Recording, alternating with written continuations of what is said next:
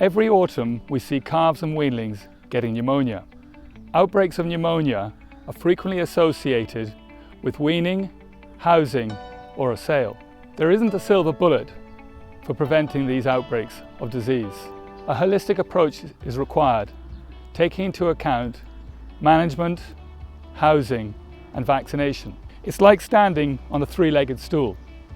You can stand on a three-legged stool all day provided all three legs are sound. Preventing pneumonia in calves needs three aims as well, like the three legs of the stool.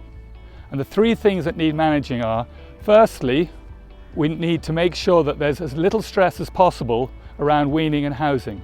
Secondly, we need to make sure that there's a well-ventilated house which doesn't have drafts coming through doorways and is not overstocked and we don't have mixed age groups. And finally, we need to control the pathogens. In particular, we need to worry about viruses and lungworm. Viruses can be controlled using vaccination. Vaccination is a very useful tool, but it is important that the vaccines are used in the correct way. There are a few simple things that greatly increase the chances of success. Vaccines need very careful handling and storage. Store them in a functioning fridge until they are needed. When ready, live vaccines need to be mixed, and once mixed, they must be used within 4 hours. They cannot be put back into the fridge and used at a later date.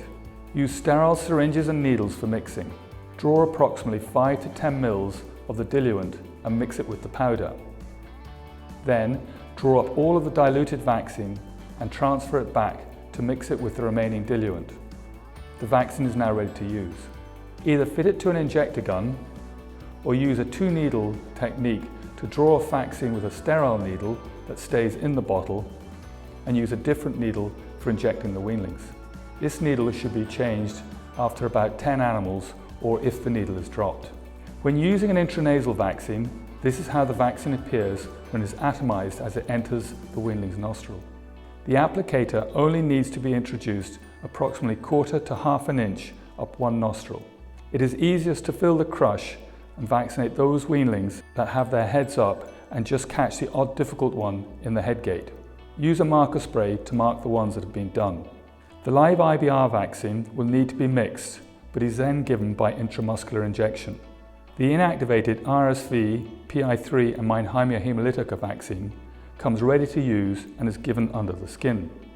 Once the bottle has been broached and used, all the contents must be used within 10 hours. It cannot be put back in the fridge and used at a later date. To wrap up, vaccination against RSV, PI3 and IBR viruses is a useful tool to help control pneumonia in weanlings. It is important that the vaccines are stored correctly in a fridge, that live vaccines are mixed in an aseptic manner, and they are given by the correct route, be it intranasal, into the muscle, or under the skin.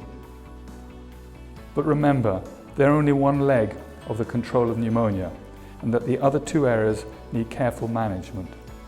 Namely, reducing stress around weaning and housing, and ensuring that the sheds are well ventilated, without drafts, and they should not be overstocked.